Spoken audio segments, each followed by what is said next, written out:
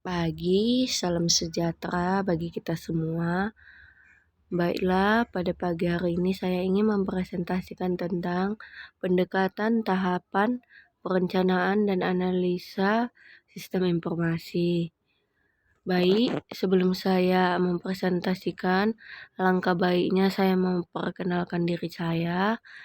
Perkenalkan, nama saya Cindy Nadia Ambarita, MPM 19110316, kelas TIP 1904, mata kuliah Sistem Informasi, dosen pengampu Abdul Sani Sembiring MKOM, Universitas Budi Dharma Medan 2001-2022. Baik, yang pertama saya akan mempresentasikan tentang pendekatan pengembangan sistem. Terdapat beberapa pendekatan untuk mengembangkan sistem, yaitu A. Pendekatan klasik. Pendekatan klasik atau classical approach disebut juga dengan pendekatan tradisional atau traditional approach, atau pendekatan konvensional atau conventional approach. Metodologi pendekatan klasik mengembangkan sistem dengan mengikuti tahapan-tahapan pada sistem Schindler. Pendekatan ini menekankan bahwa pengembangan akan berhasil bila mengikuti tahapan pada sistem Schindler. Permasalahan-permasalahan yang dapat timbul pada pendekatan klasik adalah sebagai berikut. 1. Pengembangan perangkat lunak akan menjadi sulit. Pendekatan klasik kurang memberikan alat-alat dan teknik-teknik di dalam mengembangkan sistem, dan sebagai akibatnya proses pengembangan perangkat lunak menjadi tidak terarah dan sulit untuk dikerjakan oleh program. Lain halnya dengan pendekatan tes struktur yang memberikan alat-alat seperti diagram arus data atau data flow diagram, kamus data atau data dictionary, tabel keputusan atau decision table, diagram IPO, bagian tes struktur atau struktur chart, dan lain sebagainya, yang memungkinkan pengembangan sistem informasi, pengembangan perangkat lunak lebih terarah berdasarkan alat-alat dan teknik-teknik tersebut. 2. Biaya perawatan atau pemeliharaan sistem akan menjadi mahal. Mahalnya biaya perawatan pada pendekatan sistem klasik disebabkan karena dokumentasi sistem yang dikembangkan kurang lengkap dan kurang terstruktur. Dokumentasi ini merupakan hasil dari alat-alat dan teknik-teknik yang digunakan. Karena pendekatan klasik kurang didukung oleh alat-alat dan teknik-teknik, maka dokumentasi menjadi tidak lengkap, dan walaupun ada tetapi strukturnya kurang jelas, sehingga pada waktu pemeliharaan sistem menjadi kesulitan. 3. Kemungkinan kesalahan sistem besar. Pendekatan klasik tidak menyediakan kepada analisis sistem cara untuk melakukan pengetesan sistem, sehingga kemungkinan kesalahan-kesalahan sistem akan menjadi lebih besar. 4. Keberhasilan sistem kurang terjamin.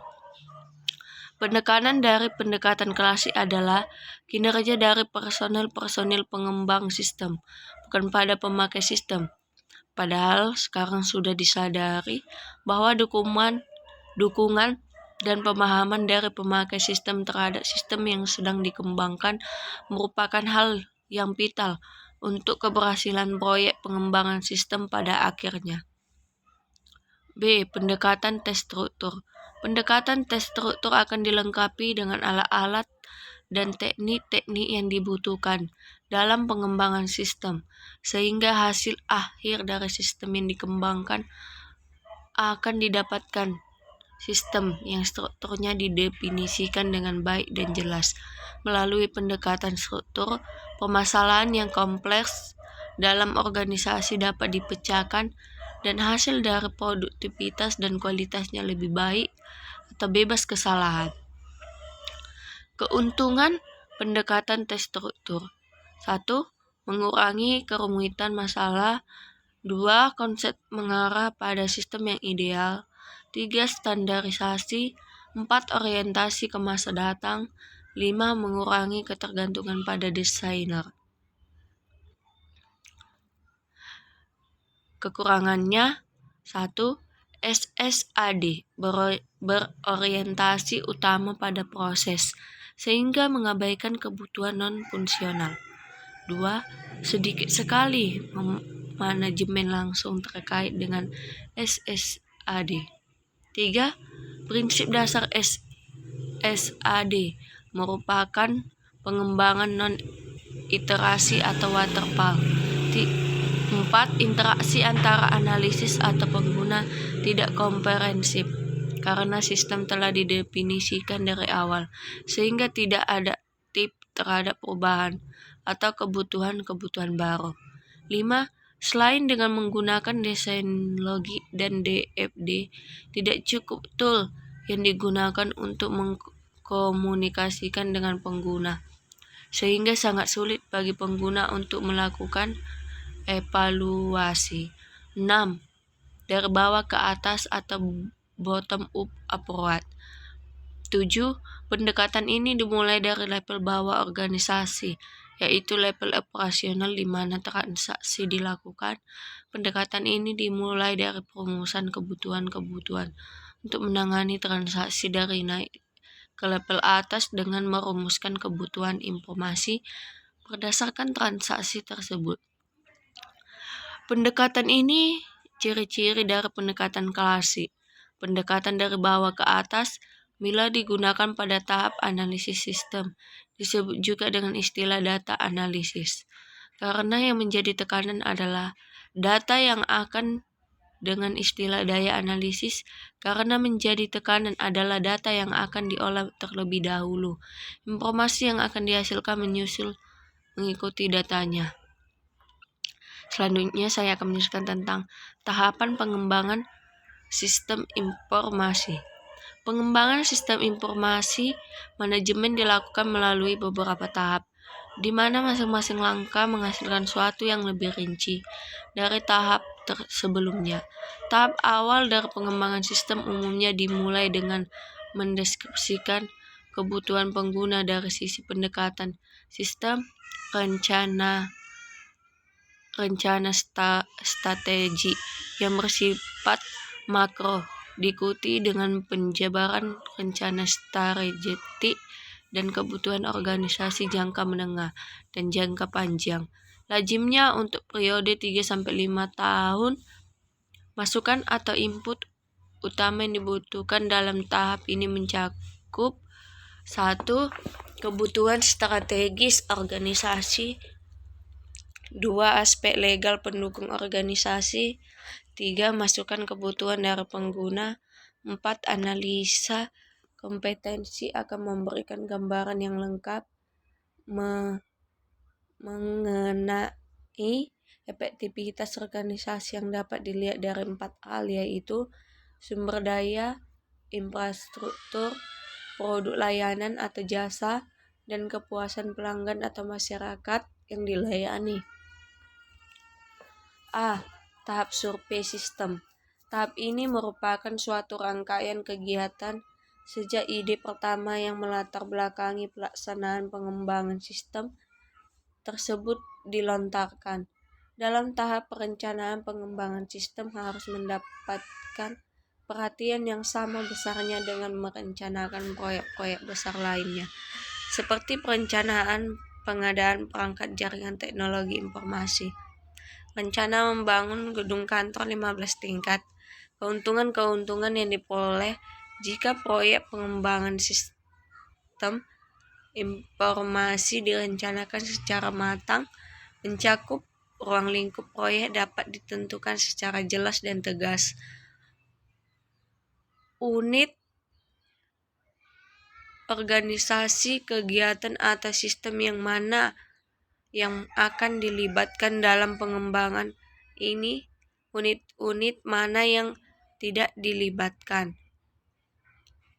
Informasi ini memberikan perkiraan awal besarnya sumber daya yang diperlukan, dapat mengidentifikasi wilayah atau area permasalahan potensial. Perencanaan akan menunjukkan hal-hal yang mungkin bisa terjadi suatu kesalahan, sehingga hal-hal demikian dapat dicegah sejak awal. Dapat mengatur urutan kegiatan, Banyak sekali tugas-tugas terpisah dan harus berjalan secara bersamaan atau paralel yang diperlukan untuk pengembangan sistem. Tugas-tugas ini diatur dalam urutan logis berdasarkan prioritas informasi dan kebutuhan untuk efisiensi. Tersedia sarana pengendalian, tingkat pengukuran kinerja harus dipertegaskan sejak awal. Selanjutnya saya akan menjelaskan tentang pengertian perencanaan sistem informasi. Pengertian perencanaan sistem informasi manajemen. Definisi perencanaan strategis sistem informasi. Definisi menurut para ahli. Yang pertama Martin 1990 p 467. Perencanaan strategis SI atau TI merupakan periode pada daur hidup sistem ketika sebuah arsitektur informasi, arsitektur sistem bisnis, dan arsitektur teknikal pertama kali dibuat dan ketika sekumpulan sistem bisnis yang konsisten dan terintegrasi akan dikembangkan. Ward dan Pepper 2002, perencanaan strategis SI atau TI merupakan proses identifikasi portofolio aplikasi SI berbasis komputer yang akan mendukung organisasi dalam pelaksanaan perencanaan bisnis dan merealisasikan tujuan bisnisnya. Perencanaan strategis SI atau TI mempelajari pengaruh SI atau TI terhadap kinerja bisnis dan kontribusi bagi organisasi dalam memilih langkah-langkah strategis. Selain itu, perencanaan strategis atau SI atau TI juga menjelaskan berbagai alat teknik dan kerangka kerja bagi manajemen untuk menyelaraskan strategi SI atau TI dengan strategis bisnis, bahkan mencari kesempatan baru melalui penerapan teknologi yang inovatif. Definisi secara umum. Berdasarkan definisi yang ada, maka dapat disimpulkan definisi dari perencanaan sistem informasi dan teknologi informasi adalah suatu proses analisis secara menyeluruh dan sistematis dalam merumuskan tujuan dan sasaran perusahaan serta menemukan strategis yang memanfaatkan kelebihan dari sistem informasi dan dukungan teknologi informasi dalam menunjang strategis bisnis dan memberikan keunggulan kepada perusahaan dalam bersaing. Dasar-dasar perencanaan sistem informasi manajemen mengimplementasi sistem informasi berbasis komputer yang merupakan aktivitas yang berskala luas yang melibatkan orang dan fasilitas yang banyak, uang dan peralatan dalam jumlah yang besar, dan waktu yang panjang. Perencanaan sistem informasi berbasis komputer juga mempunyai manfaat, yaitu 1. Memberikan dasar pengontrolan, 2. Mendefinisikan lingkup proyek, 3. Mengatur urutan tugas, 4. Mengetahui bidang masalah yang potensial. Baik, selanjutnya saya akan menjelaskan tentang analisa sistem. Penelitian tentang apakah suatu prosedur atau sistem telah atau belum memenuhi standar untuk meningkatkan efisiensi atau sistem analisis. Otoritas jasa keuangan. Prosedur atau proses sistematis yang memungkinkan mengombinasikan pertimbangan para pakar dari berbagai bidang ilmu sehingga diperoleh hasil yang sempurna dari kegunaan tiap disiplin. Pengamatan mengenai suatu kegiatan, metode, prosedur atau teknik untuk menentukan manfaat kegiatan tersebut dan cara terbaik untuk memperolehnya. Apa itu analisa sistem? Analisis sistem atau sistem analisis adalah suatu teknik atau metode pemecah masalah dengan cara menguraikan sistem ke dalam komponen-komponen pembentuknya untuk mengetahui bagaimana komponen-komponen tersebut bekerja dan saling berinteraksi satu sama lain untuk mencapai tujuan sistem. Sistem analisis biasanya dilakukan dalam membuat sistem desain.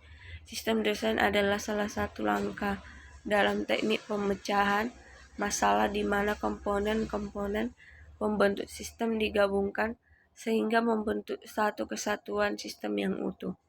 Hasil dari sistem desain merupakan gambaran sistem yang sudah diperbaiki.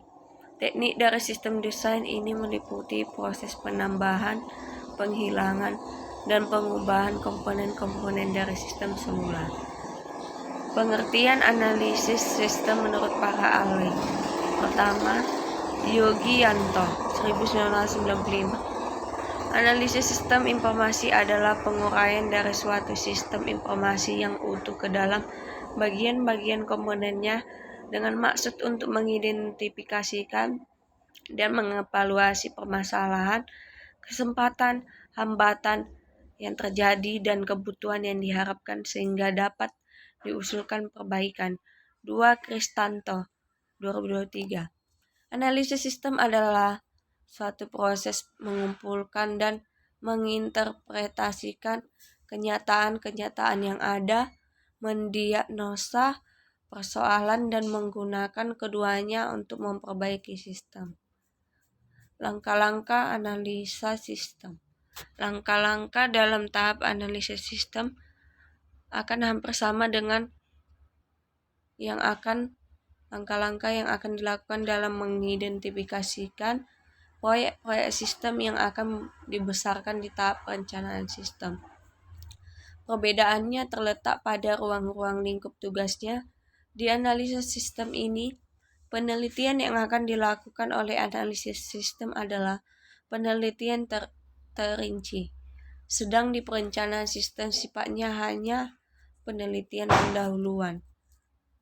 Di dalam tahap analisa sistem, terdapat beberapa langkah-langkah dasar yang harus dilakukan oleh analisis sistem sebagai berikut, yakni 1. Identify, merupakan mengidentifikasikan masalah.